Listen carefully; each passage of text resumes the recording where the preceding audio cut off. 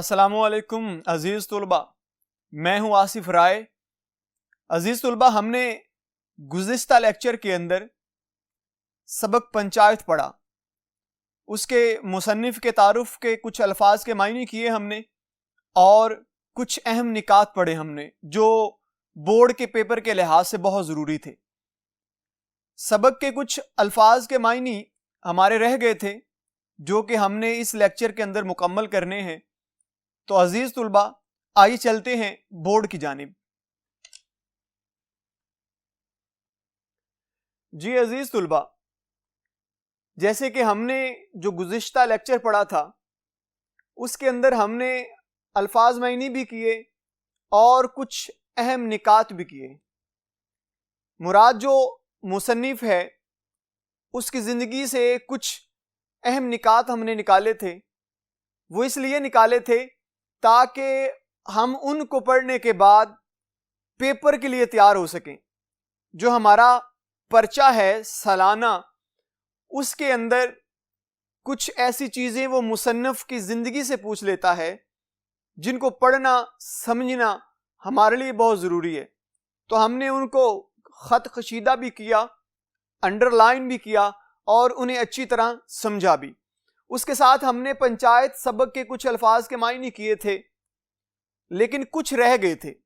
جو رہ گئے تھے وہ آج ہم تفصیل کے ساتھ پڑھیں گے۔ تو آئیے چلتے ہیں ان الفاظ کے معنی کی جانب۔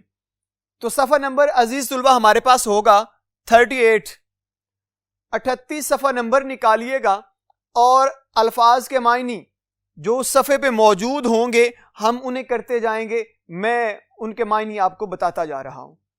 عزیز طلبہ، ہمارے پاس پہلا لفظ ہے ان بن، جس کا معنی ہوگا بگڑ جانا۔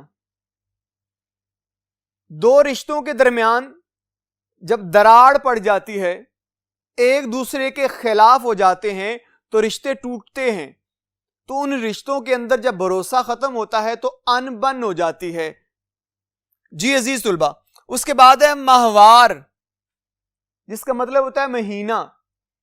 اکثر آپ نے سنا ہوگا کہ فلاں وظیفہ ملتا ہے اس کو لیکن ملتا ماہوار ہے، یعنی مہینے کے بعد ملتا ہے۔ تو ماہوار کا مطلب ہے مہینہ۔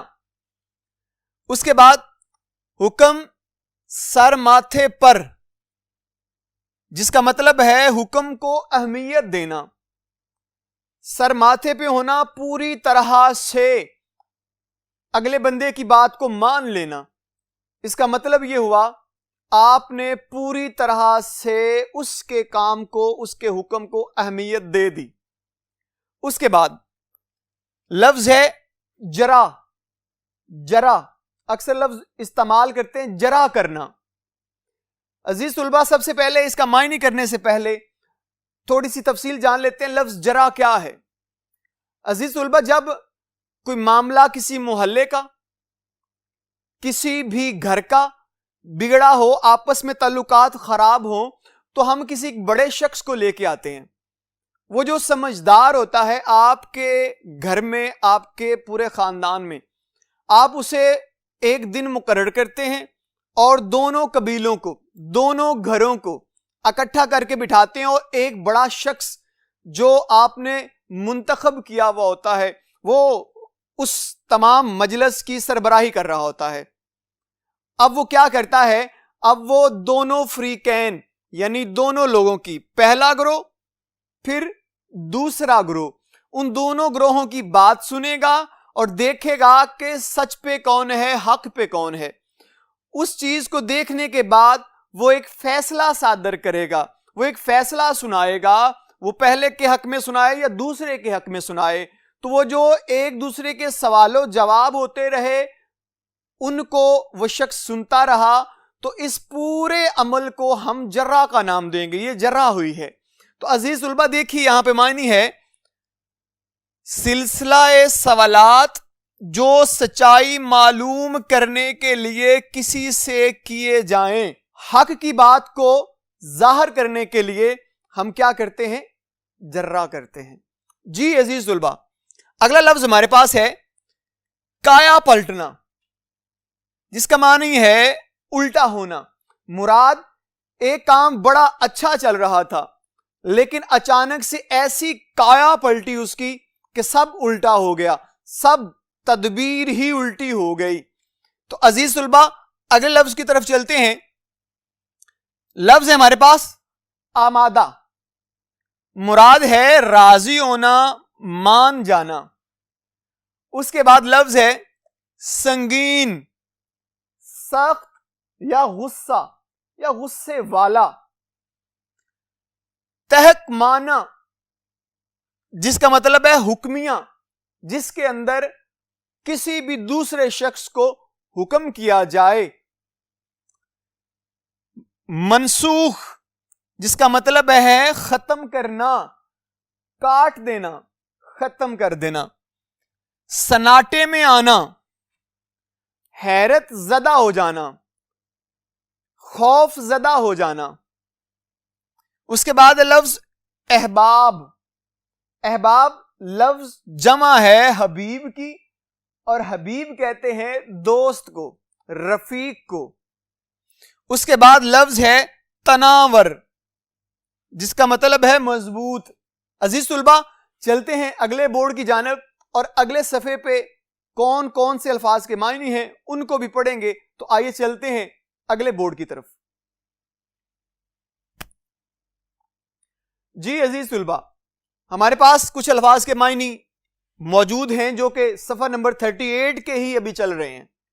جی لفظ ہے تیرو سپر جس کا مطلب ہے بچاؤ کرنا. تیر اور ڈھال, یعنی کہ جو پہلا لفظ ہے تیر, اس کا مطلب تیر ہی ہے, اور یہ سپر ہے جس کا مطلب ہے ڈھال. جب جنگ کرنے کے لیے کوئی فوجی جاتا ہے تو پرانے وقتوں میں تو ایسا ہوا کرتا تھا, اب شاید ایسا موجود نہیں ہے, تو اس کے پاس ایک لوہے کی بڑی سی پلیٹ بنی ہوتی تھی, یوں یہاں پہ وہ پکڑ لیتا تھا, سامنے پلیٹ ہوا کرتی تھی. وہ جب اس کو لگتا تھا کہ وہ ادھر والے کا وار جو ہے وہ روکنا چاہتا ہے تو وہ آگے کر دیتا تھا اس کو, تو وہ اس کی تلوار تھی وہ اس کے ساتھ لگ جاتی تھی. وہ سپر تھی, ڈھال تھی جو روک لیتی تھی. تو اسے کہتے ہیں تیر اور ڈھال, یعنی بچاؤ کرنا اپنا. عزیز طلبہ آگے بڑھتے ہیں. لفظ ہے انتقام, مراد بدلہ لینا یا بدلہ. گوئیاں, گوئیاں کا مطلب ہے جوڑی. اس کے بعد لفظ ہے تشبیہات.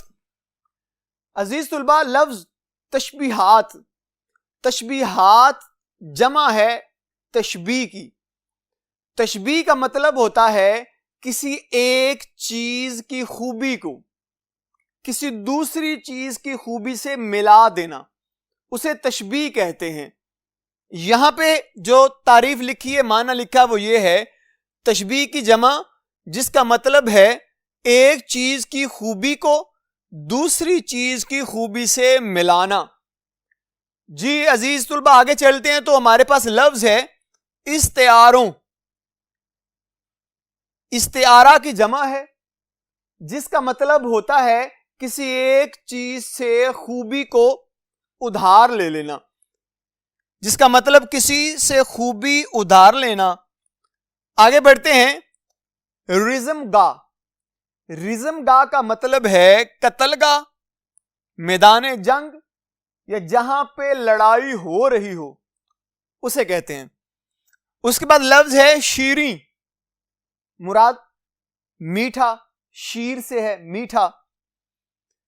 ناچار, بے بس, بے کس, جس میں آپ کی ہمت جواب دے جائے, آپ کچھ نہ کر پاتے ہوں, اس کا مطلب ہوتا ہے ناچار. اس کے بعد لفظ ہے دام, قیمت. ایک دام یوں ہی لکھا کرتے ہیں, اس کا مطلب جال بھی ہوتا ہے, لیکن یہاں پہ کیا ہے, قیمت. اس کے بعد لفظ ہمارے پاس آ رہا ہے غرض, جس کا مطلب ہے حاجت رکھنے والا, مراد ضرورت مند. کھیوے, پھیرے چکر. بھس, سوکی گھاس. जोतना, जोड़ना। जी अजीज तुलबा, हमारे पास अब सफा नंबर आ गया है 39 यानी 39 सफा नंबर। आप 39 सफा नंबर पे आ जाइए और वहां पे इन अल्फाज के मायने को लिखते जाइएगा साथ साथ। अजीज तुलबा, हमारे पास लफ्ज है पो फूटना, मुराद सुबह काज़ब, मुराद दिन निकलना। दिन के निकलने का जो वक्त है उसे कहते हैं पो फूटना।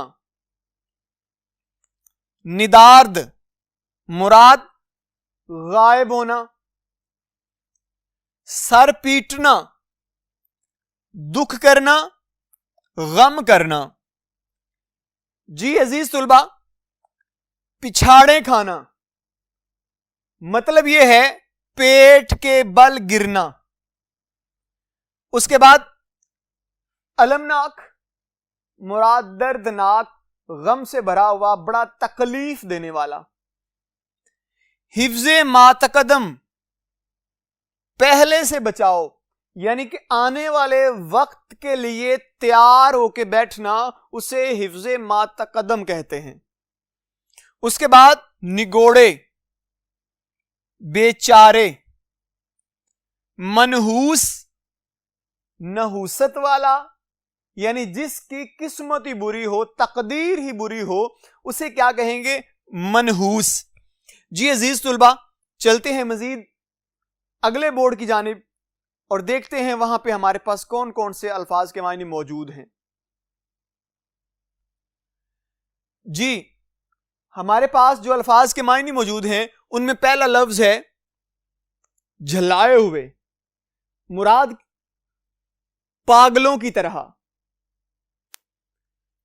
फ्याजाना, जिसका मतलब है सखावत, सखी, जिसका मतलब दरिया दिल भी है, बड़े वसी दिल वाला। झड़प, छोटी सी लड़ाई, हल्की सी लड़ाई। अक्सर हम सुना करते हैं कि हमारा जो बॉर्डर है जो इंडिया के साथ मिल रहा है, तो हम खबरों में भी सुनते हैं या किसी शख्स से भी सुन लेते हैं कि छोटी मोटी झड़पें हो रही हैं। कभी उधर से झड़प होती है इंडिया की तरफ से, कभी झड़प होती है हमारे पाकिस्तान की तरफ से। तो वो छोटी छोटी लड़ाइयां हो रही होती हैं, हकीकत में वही झड़प होती हैं। आप छोटी छोटी जो लड़ाइयां करते हैं उन्हें झड़प कहते हैं। उसके बाद लफ्ज है हमारे पास फरीक, मुकदमा करने वाला। सरपटोल, लड़ाई झगड़ा, यानी कि सख्त लड़ाई होना या झगड़ा हो जाना, उसका मतलब है सरपटोल। उसके बाद लफ्ज है मुनकिसराना, यानी बड़ा आजिजी वाला, बड़ा झुककर, उसे कहते हैं मुनकिसराना। उसके बाद लफ्ज है कचूमर। कचूमर का मतलब होगा बुरी हालत वाला, जिसकी हालत बुरी हो जाए।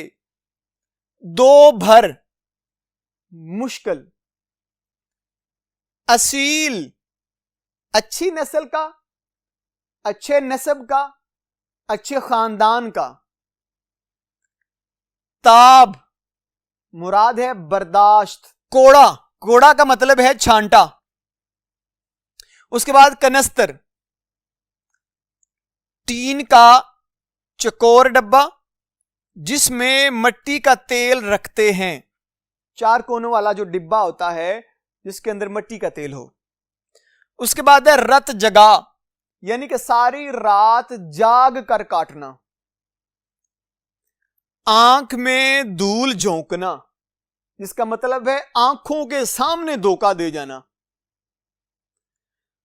उसके बाद है मुबाहिसा, बहसो तकरार, किसी भी बात पे बहस करना, छोटी सी बात को तवील कर देना, उसे कहेंगे ये बहसो तकरार है, मुराद मुबाहिसा हो रहा है। उसके बाद अजीज तुलबा हमारे पास लफ्ज है मुजादला, जिसका मतलब है जंग, हंगामा। कवाड़, दरवाजा। गौल बंदियां,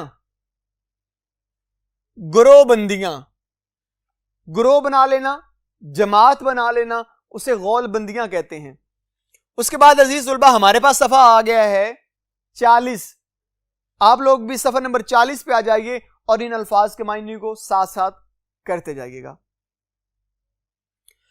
پہلا لفظ ہے ہمارے پاس یہاں پہ کڑک کر، گرجدار آواز میں، یعنی گونج کے ساتھ، بڑے زوردار آواز کے ساتھ، اسے کہتے ہیں کڑک کر۔ چرکا کھانا، مراد زخم کھانا۔ اس کے بعد لفظ ہے یکا یک، ایک دم سے۔ اس کے بعد ہے مسند، جس کا مطلب ہے کرسی یا تخت۔ راستی، امانت دار۔ جو بھر ٹلنا، تھوڑا سا پیچھے ہٹ جانا۔ اس کے بعد لفظ ہے فریقین۔ ہم نے لفظ فریق پڑھا تھا پیچھے، جس کا یہ معنی جمع کی شکل میں موجود ہے، فریقین۔ معنی اس کا یہ ہوگا دو گروہ، دو طبقے۔ لفظ ہے تقاضا، مطالبہ کرنا، تاوان، ادا کرنا۔ جتنے بھی الفاظ کے معنی موجود تھے ہمارے پاس، وہ سارے کے سارے ہم نے اس لیکچر میں عزیز طلبہ کر لیے۔ اب ہم نے اس کے بعد اگلے لیکچر میں کرنا کیا ہے؟ اگلے لیکچر میں عزیز طلبہ ہم یہ کریں گے، پورے سبق پنچایت کا جو خلاصہ ہوگا اس کے کچھ اہم نکات بنائے جائیں گے، ان نکات کو پورے سبق سے نکالا جائے گا اور اویزاں کیے جائیں گے آپ کے سامنے، اور پھر ایک ایک نکتے کو دیکھ کے ہم پوری تفصیل سے خلاصہ کر لیں گے اور اچھی طرح سے اسے حل کر لیں گے۔ تو عزیز طلبہ مجھے دیجیے اجازت، پھر ملاقات ہوگی اگلے لیکچر میں۔ اللہ حافظ۔